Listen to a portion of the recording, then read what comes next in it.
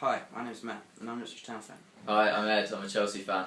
So, firstly guys, how do you feel about John Terry losing his captaincy? Like, as the Chelsea fan, you must have a lot to say about that. Yeah, I think it was quite a bold decision. I don't think it should have been made in the way it was. I think the manager should have made the decision as opposed to the powers that be above him.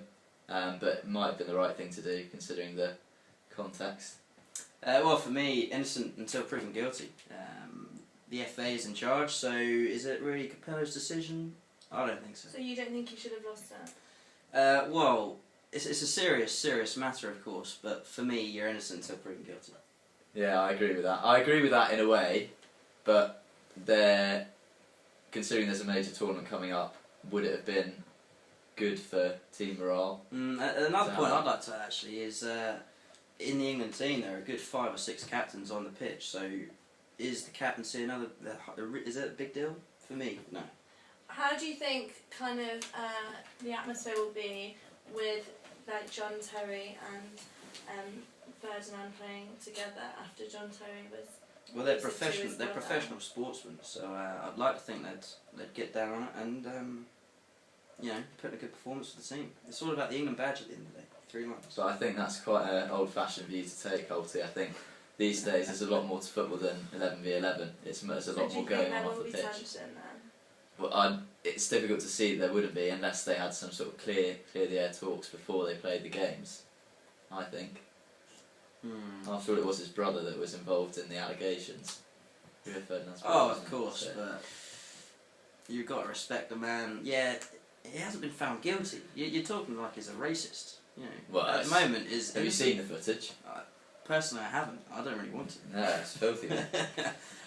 But you're innocent until proven guilty. Okay, fair enough. What about Suarez? Do you think it's kind of the same level, or do you think that's completely different? Well, how do you think that was handled? I think there's a lot more cultural considerations to take with the Suarez affair, because I think in England racism is established as an awful thing, whereas perhaps we're not 100% sure how racism. Well, obviously it's quite difficult to explain, but I think he's probably been brought up in a society where the perception of racism is slightly different to here. So you don't actually but it's still racist, you still condemn it, but I think the culture, there has to be a cultural consideration as well. Well, when you come over to another country, you've got to respect their rules and their laws, and he hasn't. So the problem with he Suarez as well should get what he deserves, to be honest, is that he's clearly got a screw loose anyway, because you can see from his actions before he moved to England in the World Cup when he handballed the ball on the line. He's not a very sporting kind of guy. He doesn't really seem like that, and he has done stuff since which would indicate that he's not. We got banned for like 8 months. Yeah, biting someone's ear, wasn't it? Yeah, I think it's something like that. Yeah. So he's clearly a bit of a dodgy fella. Was 8 games enough? I don't know.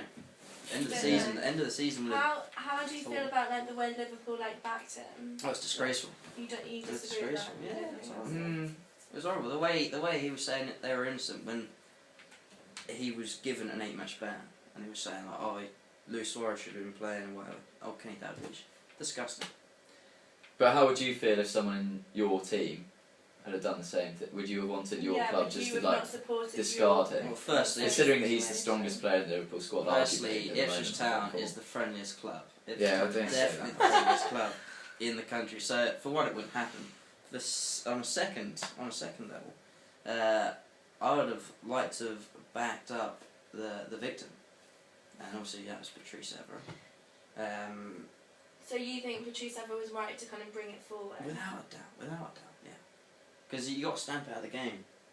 Do you think now kind of more racial disputes that happen will kind of be brought forward, or do you think based on this people just keep quiet and just take it as part of the game? I'd have thought most people would have come out anyway and complained.